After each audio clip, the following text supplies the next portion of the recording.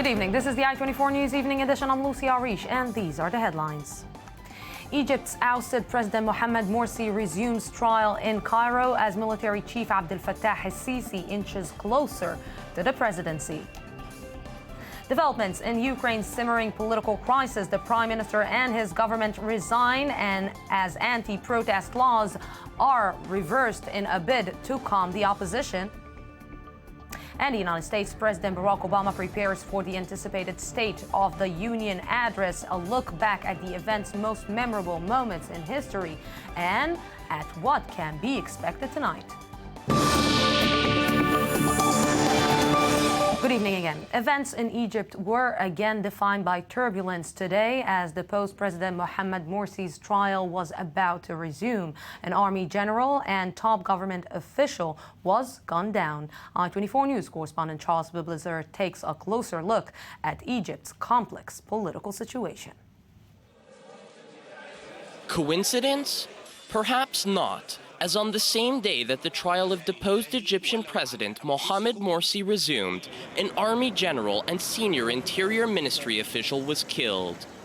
On Tuesday, as Morsi prepared to face charges of kidnapping and killing policemen after escaping from prison during Egypt's 2011 uprising, General Mohammed Said was gunned down by two masked men on a motorbike near his Cairo home. Morsi, who appeared in court today in a glass cage, will also be tried in two separate cases in connection with the killing of protesters and conspiring with foreign groups to commit terror attacks in Egypt.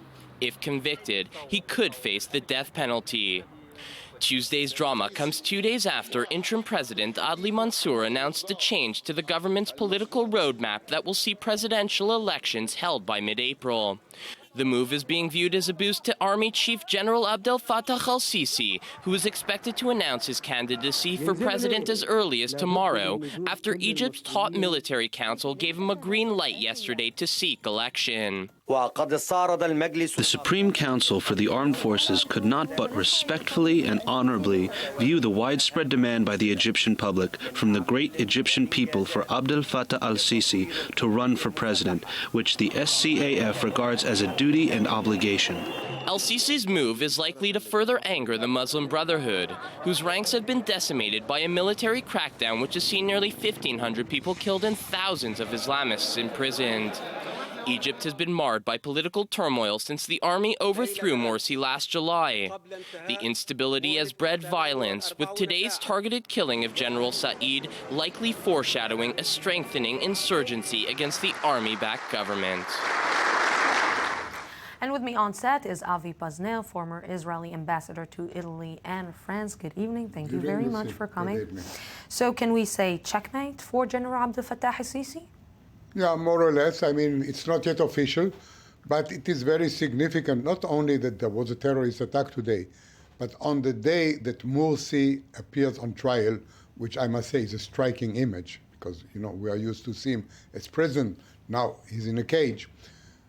On that day, Field Marshal, no, is no more General al-Sisi, Field Marshal al-Sisi is about to declare his candidacy. I think tomorrow that will happen. It will be official.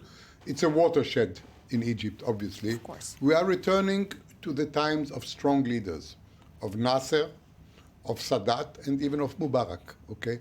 All of them issued from the army, all of them strong men, and all of them leaders who knew how to guide the destinies of Egypt. Ambassador Pazner, what should we expect from in the future from El-Sisi presidency? Meaning Israel? Everybody. What should we expect to see in this presidency? You will see, first of all, a very strong role for the army in Egypt, stronger than it is now. Then you will see an effort to reconstruct the economy, which after 3 years is in ruin. Stronger than Mubarak's time? Stronger, I think so, yes, because Mubarak, you know, after all, was already 80 years old, and he weakened, and you know, his ouster would not have been possible 10 years ago, okay? So stronger than Mubarak. And from the point of view of Israel, I think things will be easier with al-Sisi than with Morsi. That is obvious. You know, that President Morsi, in his 1 year of presidency, did not utter the word Israel even once, okay? Sisi does not have the same kind of problems. I don't say he's a lover of Zion, no, but he's a practical man, and I believe Israel will find itself in a better position with him than with Morsi. So we can say that the cold, let's say, agreement between Israel and Egypt is going to be warmer? At least it's going to continue, okay?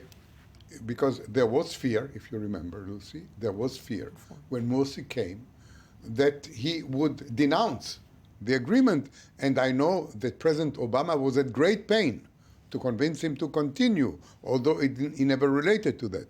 With Field Marshal al-Sisi, we don't have that problem. He will respect the agreement. He will continue the peace with Israel, whether cold or maybe a tiny bit warmer. I'm not sure about that. But at least what is important, what is crucial, the peace will continue. In a way, should we expect stability in Egypt in the next few months? I'm afraid not. And you have seen it. You have seen an example tonight when a general of the Egyptian army was gunned down. Yes. You have seen it over the weekend when 50 people were killed in demonstrations. You have seen it when there were terrorist attacks on Egyptian soldiers. I mean, I believe that the presidential campaign in Egypt is going to be accompanied by acts of terror, but it is for the police and the army to see to it that presidential elections are held as... Like you said, Ambassador, this is maybe just the beginning of the story. Thank you very much for this. Thank you very much.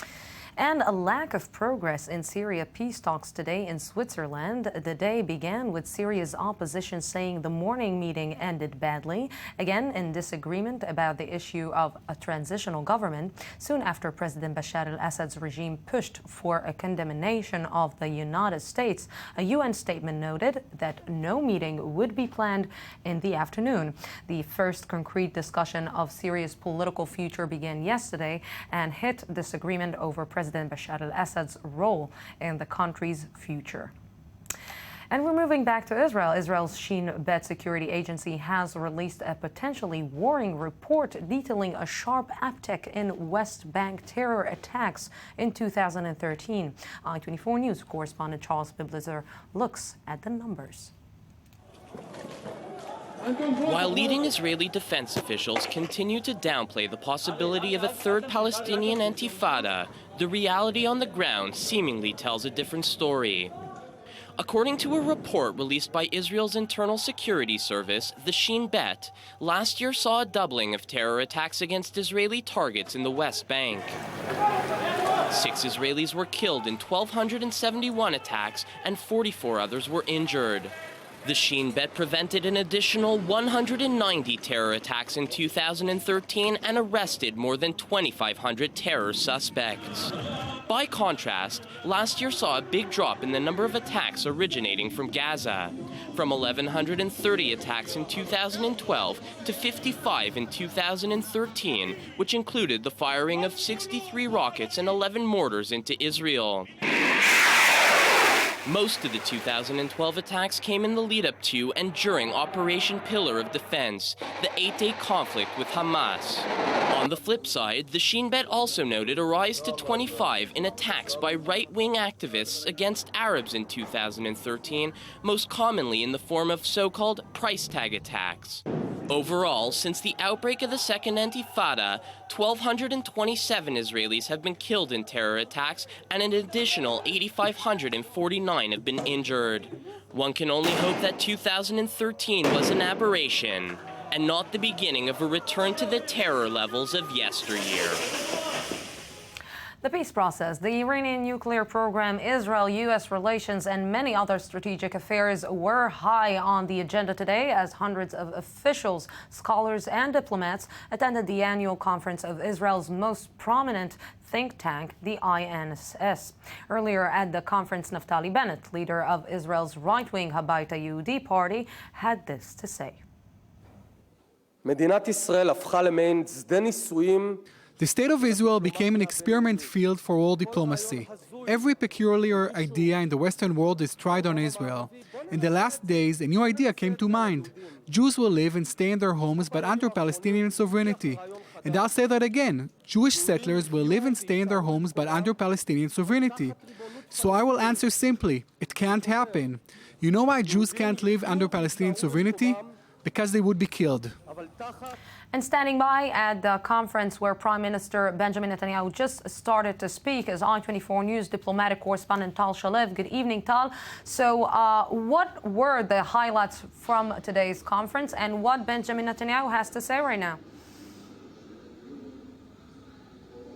Well, it's good evening, Lucy. It's been a very busy day here at the at the Tel Aviv Museum, where the Israeli Institute of National Security Studies is having their annual conference. There have been very distinguished guests. We had a video interview taped a few weeks ago with the Palestinian President Mahmoud Abbas. We had the former head of the CIA and commander of the American forces in Iraq, David Petraeus. But I think the most attention was drawn by the headliners of the of the past 2 weeks. This is, of course, the Israeli Prime Minister Benjamin Netanyahu, his Defense Minister Moshe Ya'alon, and his Economy Minister Naftali Bennett, who all spoke here today. The morning opened with Ya'alon. Just to remind, in the past weeks, Ya'alon has been involved in a very public rift with the U.S. after him commenting on the U.S.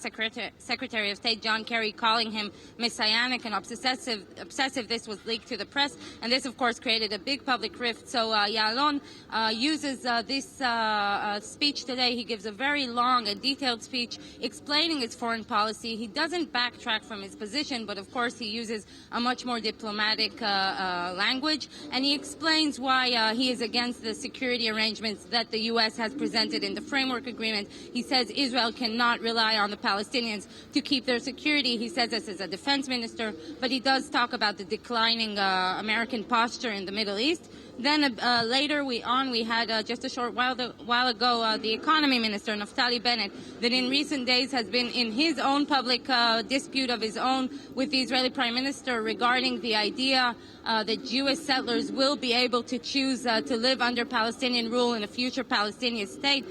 All week Bennett has been slamming this idea. So this, as you heard, he gave a very enthusiastic speech warning Netanyahu that this idea must be off the agenda.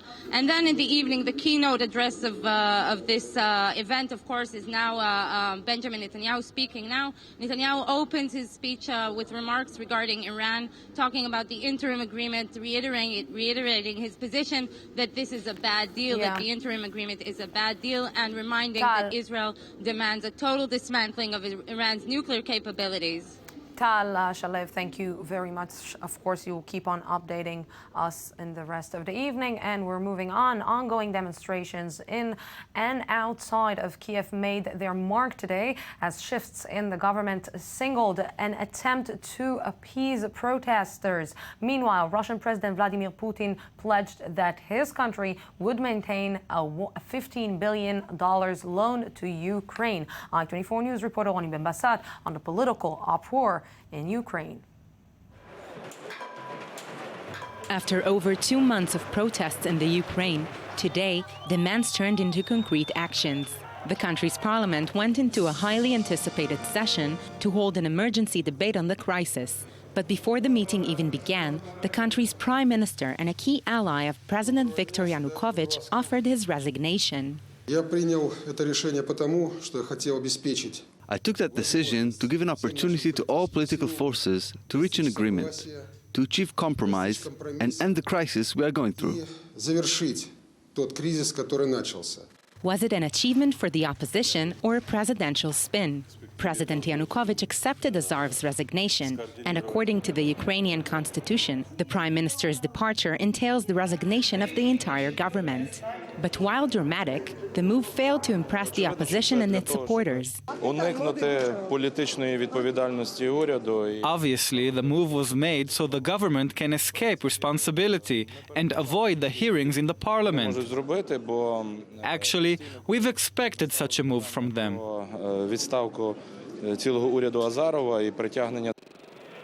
Later today, the parliament voted 361-2 to repeal the anti-protest legislation, which sparked a second round of violent demonstrations in the country, a first concrete concession made by Yanukovych since the crisis began. This is a small but a very important step. Today, we also need to bring up a question, a very important question of amnesty, to stop the prosecution of all the protesters. Along with amnesty laws, a government reshuffle was also scheduled for discussion, but it was yet unclear how this would proceed given Azar's resignation. The opposition is hoping to continue to harness the street to achieve its goals. But ministers loyal to Yanukovych plan to press for a state of emergency to be declared if the opposition leaders fail to restrain the demonstrations and end occupation of municipal and government buildings. EU Foreign Policy Chief Catherine Ashton, who will travel to Kiev on Wednesday, also voiced deep concerns regarding the situation in the country. I'm alarmed by reports that the government is planning to declare a state of emergency. This would trigger a downward spiral for Ukraine, which would benefit no one. I also urge the leaders of the opposition to disassociate themselves from those who resort to violence. For now, it is still highly doubtful if the decision taken in Parliament can calm the tens of thousands of protesters and make them leave the streets for good. And joining me on the phone from Kiev is Mr. Oleg Rybachuk, former head of the Secretariat of the President of Ukraine. Good evening. Thank you very much again for talking with us. So let's see, the resignation today by the Ukrainian Prime Minister, a win for the opposition or a calculated move by President Yanukovych? Well, I should say that if this step would have been taken by President Yanukovych a month ago, or 2 months ago, a month ago, it would be very different. Today, it's just the step in the right direction, but clearly there is a long, long way to go, and everybody realizes this. So, given that the opposition recently rejected Yanukovych's offer of the prime minister post, what exactly has changed? Well, they have repelled those draconic anti-protest laws, and that was extremely important. And this happened, and they've got 360 votes. Constitutional majority is 300. So they showed the desire to defuse the situation. They agreed that probably within 1 week they will negotiate the composition of the government. You should realize that our president can hire and fire any prime minister or any minister. So if the prime minister is from opposition, it doesn't mean at all that prime minister is in charge of government. And this is to be discussed as well. So what do you think that we should expect in the next few days? Oh, clearly tough negotiations, but I was on Maidan today. The protesters are not throwing stones and Molotov cocktails. Police is not shooting. People have taken away helmets and masks. They welcome the fact that those draconic laws have been repelled. So you can say the tension is low, but the winter, the cold is getting much bitter. Today we have minus 10 Celsius.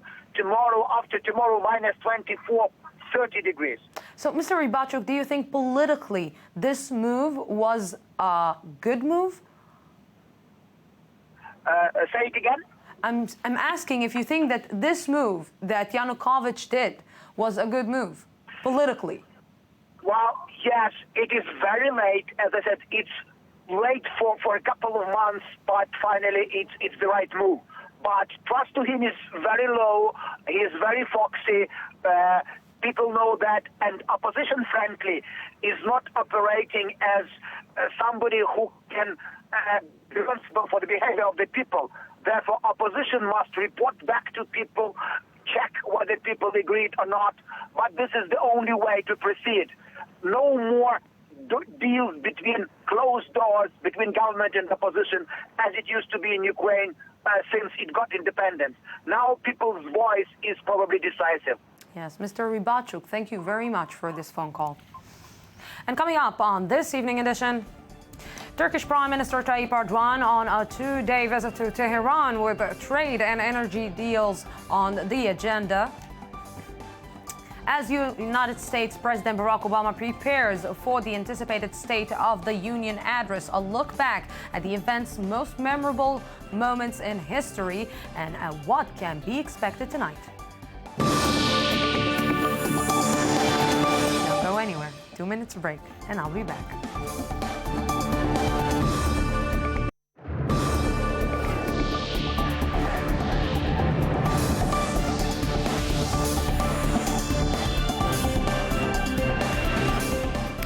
Welcome back. In Iran today, Turkish Prime Minister Tayyip Erdogan is arriving in Tehran for a two-day visit to meet with both Supreme Leader Ayatollah Khamenei and President Hassan Rouhani. The visit is likely to revolve around Iran and Turkey's mutual agenda, including an increase in trade up to $30 billion over the next few years. The visit comes as Iran is opening up following a nuclear deal with the P5+1, and the United States is cautioning businesses to delay deals with Iran. And joining me on set to look at the reasons for the visit is Mayor Javed Anfar, Iranian politics lecturer at the IDC Herzliya. Good evening. Good evening. So can we declare these two as new BFF? Well, actually, they had very good relations, Iran and Turkey, till the Syria issue came up, where the two sides took the opposing view. But I think also the problem here is the IRGC, the Revolutionary Guard, did not look too kindly at the Turkish decision to base an anti-missile system, a NATO anti-missile system on their soil, and they even threatened the Turks. So they grew apart, but now the Turks are looking for a new market for their products. The lira is at an all-time low, so the products are cheap, and the Iranians are looking for somebody who will supply them with gold, because part of the sanctions have been lifted regarding gold, and also other products that Iran's economy needs. BFF, I'm not so sure, but good economic partners, yes. So they can, right now, why they can actually speak out and be open about it? Well, because Rouhani has made it a lot easier. But what I find fascinating is that Erdogan is going to visit Ayatollah Khamenei. And Ayatollah Khamenei is one of the most adamant and hardcore supporters of Bashar al-Assad. I would love to know what will happen in terms of the private conversations. I'm sure there'll be some difficult moments there. But for Erdogan now, because also he's in trouble at home, I think finding a new market for Turkish products, I think will go down very well with the Turkish businessmen. There's also, of course, a corruption scandal in Turkey related to an Iranian government official doing some money laundering in Turkey. And I think as long as he can turn Iran's relations with Turkey and give it a positive spin as to something that's good for Turkey, I'm sure it will help his government as well. So if we're looking at it from Israel's perspective, Israel is seeing Iran and Turkey becoming new friends or tightening the friendship between these two countries. What is Israel's stand going to be about this? Well, I think in terms of the security impact, I don't think it's going to have a security impact in Syria, and I don't see Erdogan returning to his relations with Hezbollah, or even, I'm not so sure, Hamas anymore, the same way as it was. Perhaps with Hamas, but definitely not with Hezbollah. But I think in terms of Israel wanting to keep Iran economically isolated, I think this is not good news. This is not good news. So we're moving to maybe good news. UN inspectors today arrived to the planned visit to Guchin. What should we expect? This is part of the Geneva interim deal. As the saying goes, so far so good. Iran is living up to its side of the deal, which is excellent news. And this is part of the visits. What I will particularly personally find fascinating is when the inspectors go to the centrifuge assembly plants, because interestingly enough, Iran doesn't have to show them; it's not obliged, but it's doing it as confidence-building measure. And for many years, we've wanted to know how many centrifuges has Iran been building, and where are they being assembled, so that if in the future, if we know where they assemble it, if they try to sneak it out, it'll be a little bit more difficult. I will be, you know what? I will be cautious by saying, but it seems that Iran is playing by the rules. For now, regarding the nuclear deal, yes. Okay, Mayor Javed Anfar, thank you very much for this. Thank you.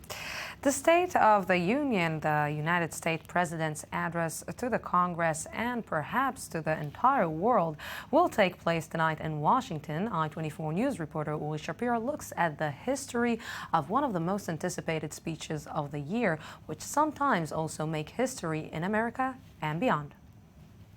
Once a year at the end of January, the eyes of the world turn towards Capitol Hill in Washington, where the American president gives his annual address in front of Congress and the entire nation. The tradition began already with the first president of the United States, when in 1790 President George Washington took the stage. To the security of a free constitution, it contributes in various ways. By convincing those who are entrusted with the public administration that every valuable end of government is best answered by the enlightened competence of the people, and by teaching the people themselves to know and to value their own rights. Over the years, the State of the Union address has become the most watched platform to bring messages to the public and to set new principles that would eventually become part of the country's foundation. President Abraham Lincoln, for example, used the opportunity to convince the southern states to back off their separation from the U.S. Without slavery, the rebellion could never have existed. Without slavery, it could not continue. Though the State of the Union is mainly addressed to the American people and deals mostly with domestic issues, some presidents have also found it effective as a platform to carry their messages beyond the U.S. One of the most notable of those speeches was in 2002, only a few months after September 11 changed the United States. President George W. Bush announced a battle against evil and told the world sharp and clear that America will do what is necessary to ensure its security. States like these and their terrorist allies constitute an axis of evil, arming to threaten the peace of the world. By seeking weapons of mass destruction, these regimes pose a grave and growing danger. It is hard to be sure what will take the focus of this year's address. A year when the government shutdown paralyzed the nation for weeks. Syria and Iran began their talks under American custody, and the incidents of racial tension captured the nation's attention. In any case, the US president's words will make it to the headlines, and perhaps also to the history pages. And ahead of the annual State of the Union address in D.C. tonight, an NBC Wall Street Journal poll shows less than 1/3 of Americans think the country is in a better place today than when Obama took office. And with me now on the phone from Washington, D.C. is I-24 News correspondent Steve Cates. Good evening, Steve. Good evening, Lucy. So, Steve, the State of the Union address is one of the most highly watched moments in the presidency. What can we expect tonight from President Barack Obama? Well, you can definitely expect him to talk a lot about the middle class. That's going to be the main focus for him tonight. That's where he's going to be safest at. You got to remember last year's State of the Union address, he talked about new gun control laws. He talked about immigration. He talked about new jobs programs. None of those have taken place. None of them were able to get through Congress. So tonight he's got a very hostile Congress, to put it mildly, and quite frankly, very low poll numbers, as you indicated. So he's got a very, as they say, tough audience to deal with tonight. So part of the tough audience are going to be the Republicans. How tough they're going to be on him? Well, they'll have a response immediately after, as they do every time.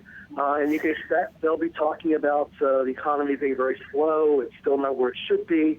They'll talk about how foreign policy-wise there's concerns with NSA and spying on Americans, things of that nature.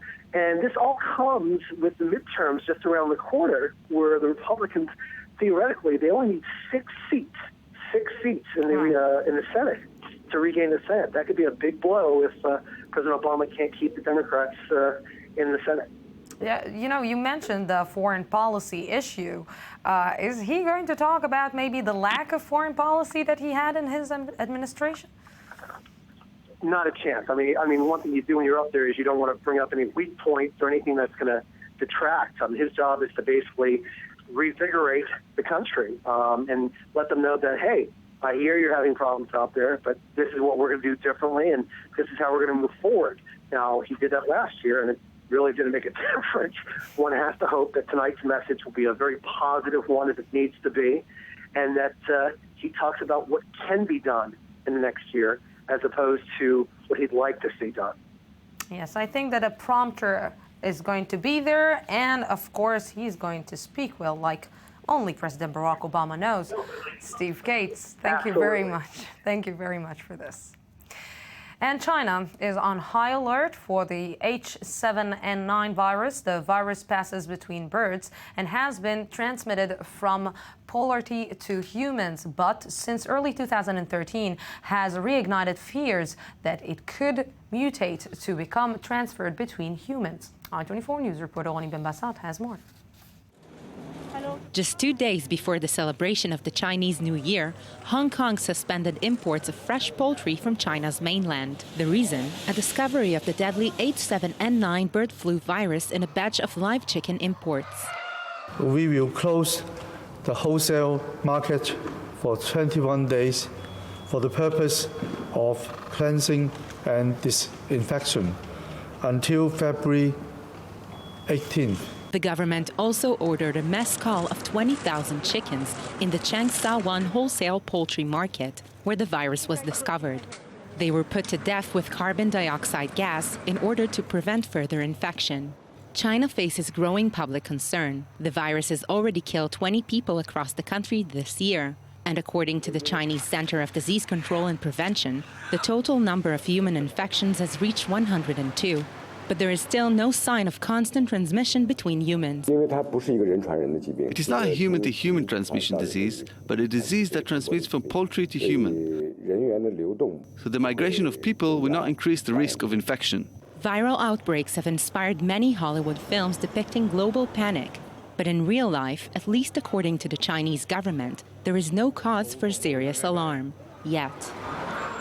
Today, 65 Israeli members of parliament returned from Poland, part of a delegation that marked International Holocaust Remembrance Day and marched to the Auschwitz-Birkenau death camps. One man in the delegation was Noach Klieger, a Holocaust survivor who recounted his memories of the place to I-24 News correspondent Shahar Peled.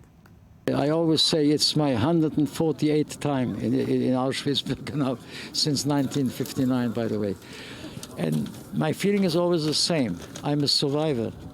And I always remember, I don't have to come to Auschwitz, by the way, to remember the camps. I know the camps. I'm thinking about the camps. I like life, by the way. But I never forget where I was. When I was a young kid. I was 16 and a half years old when I came. It's different because today we had a large delegation of the Knesset. Almost, in fact, 2/3 of the Knesset came today, which is an entirely different aspect of the same ceremony. Usually it's a smaller ceremony. This time it was a bigger one, but it was not only big in people, it was big in spirit, because this time the Knesset has shown, or the Knesset, Israel has shown, that Israel is not forgetting anything, that we remember. And of course, Israel is also a guarantee there will never be a Shoah again, not for the Jewish people. We have learned a lesson. It did cost us $6 million, but we have learned the lesson. By the way, we finally have won. We have won because we are still around. We are still here. We do still exist. They don't, but we do. And the Jews will always exist. For devout ultra-Orthodox Jews in Israel, the world of their secular neighbors is as foreign as it is unacceptable. And for those who choose to leave behind religion for a new life, the road is far from simple. More and more of them are leaving the Orthodox world and turning to the secular one. That's the case of 22-year-old Shimi. The youngest of 7 brothers and sisters, he was born to an ultra-Orthodox family, but at the age of 19, he decided to leave this world in which he never really fit. I had second thoughts about religion. Suddenly, many things that used to seem logical, after thinking about them rationally, became less logical and more unlikely. And after 2 or 3 weeks, I just walked away. As often in this kind of situation, Shimi was rejected by his family, friends, and community. He found himself left alone to deal with an unknown world, a new code of conduct, new clothes, a new life. When I came out to the so-called free world, I discovered a whole new world of opportunities I didn't have before. I lived a life where everything was clear and defined. Suddenly I had a lot of options. Even though I didn't take advantage of all of them, I discovered they existed. For that purpose, the Hillel organization was founded 22 years ago. Its volunteers are committed to helping young people dealing with the identity crisis that comes with this new life. Most of those who arrive here are young people between 18 and 22 years old, who left their yeshiva years or even minutes before. They seek help, whether it's social or financial. They also need advice to fit into the secular world. The help is crucial for the formerly ultra-Orthodox, often neglected by institutions and politicians. Among others, they don't want to offend the Orthodox members of the government. Even if they're not members now, they will be in the next government. They don't want any trouble. To be honest, if it wasn't for this organization, I would be in a different spot. I would go through a bigger crisis. my life would have been very different. Eventually, this member of the Israeli parliament became aware of the reality. I received a lot of mail from young people who left the Orthodox world asking for help. They studied in religious school where English and math aren't even taught. Now they can't even study at the university. They claim it's the state's responsibility, and I agree with them. I do my best to have the government recognize the fact that a lot of young people leave the Orthodox world and are left without a thing. On one side, the Orthodox community causes them problems, and on the other side, the secular community doesn't do enough for them. It comes to an extreme situation where abandoned youngsters commit suicide, as did 2 of them last week and 7 in 2 years. Here in Israel, more than 1,000 people leave the sealed ultra-Orthodox society each year in favor of the open and far more liberal secular world. And joining me now in the studio is Shachar Peled to look at the Cultural Week. Yes, hi Lucy. Hello. So this week, another week of awards, this time the music's version of the Oscars, the Grammys. 2 top awards, Best Record and Best Album, went to the helmeted French electric duo Daft Punk, and the very, very young 17-year-old Lorde took the other the big prize, Best Song, with her mega hit Royals. Yeah. But everyone was waiting for the big reunion, the Beatles reunion, well, the semi-reunion. Paul McCartney played his new song with a band that included Ringo Starr on the drums, and the widows of John Lennon and Georgia Harrison were part of the show as well, so it was a very emotional and rare family reunion. But I think what stole the show was Macklemore and Ryan Lewis. They are 2 young independent musicians best known for their hit song Thrift Shop, and they invited 30 couples to get married on stage. Wow. Most of them gay couples. Amazing. And as they sung Same Love, a rap song about gay rights, it was something very, very moving to see this issue on stage. We're 20 seconds for Tarantino's Yes, scandal? we're moving to court. Tarantino scandal. He's suing Gawker, a gossip website, for leaking his screenplay. So another scandal in Tarantino's ventures, and now he's saying that there will be no film that he was supposed to be releasing. Too bad for us. Think Yes, that there's going to be no film? I don't so. think. Unfortunately, I don't think so. Oh, we're match. Thank you very much Thank for you. this. And we're going out for a small break, 2 minutes break, and then we will be back for the I-24 News Daily Debate.